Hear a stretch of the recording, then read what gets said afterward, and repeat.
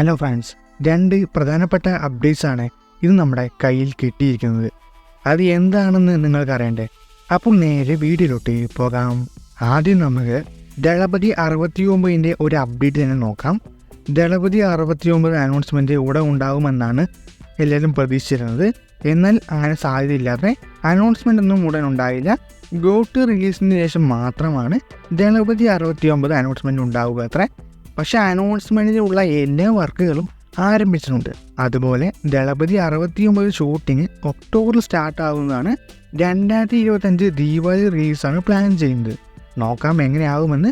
ബ്രേക്കിന് മുന്നേയുള്ള പടമായതുകൊണ്ട് full tribute തന്നെ പടത്തിൻ്റെ അപ്ഡേറ്റുകളിൽ കാണാം. ഇനി ഗോട്ടിൻ്റെ ഒരു അടിപൊളി അപ്ഡേറ്റാണ് നമുക്കിപ്പോൾ കിട്ടിയിരിക്കുന്നത്.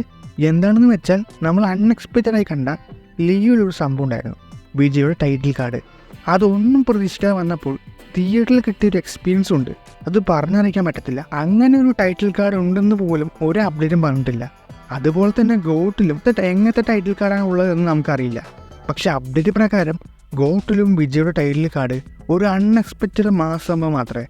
ലിയോയ്ക്ക് മുകളിൽ നിൽക്കുന്ന ഒരു ടൈറ്റിൽ കാർഡ് ഗോട്ടിൽ വിജയ്ക്ക് വെങ്കട് പ്രഭു ഒരുക്കിയിരിക്കുന്നു എന്നൊക്കെയാണ് ന്യൂസൊക്കെ വന്നുകൊണ്ടിരിക്കുന്നത്. ഒരു പക്കാ വെങ്കട് പ്രഭു വൈബിൽ വരുന്ന ഒരു എക്സ്ട്രീം ലെവൽ ടൈറ്റിൽ കാർഡ് ആകുമെന്നും റിപ്പോർട്ട്സ് പറയുന്നുണ്ട്.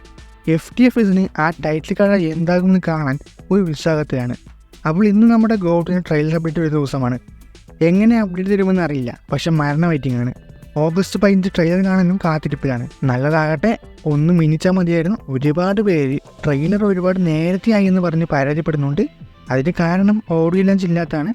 ഓഡിയോ ലോഞ്ച് ഉണ്ടെങ്കിൽ ട്രെയിലർ മെല്ലെ വരത്തുള്ളായിരുന്നു. അതില്ലാത്തത് കൊണ്ടാണ് അവർക്ക് പ്രൊമോഷൻ വലിയ അപ്ഡേറ്റ്സ് ഒന്നും ഇല്ല. അതുകൊണ്ട് നേരത്തെ ആക്കുന്നു എന്നേ ഉള്ളൂ.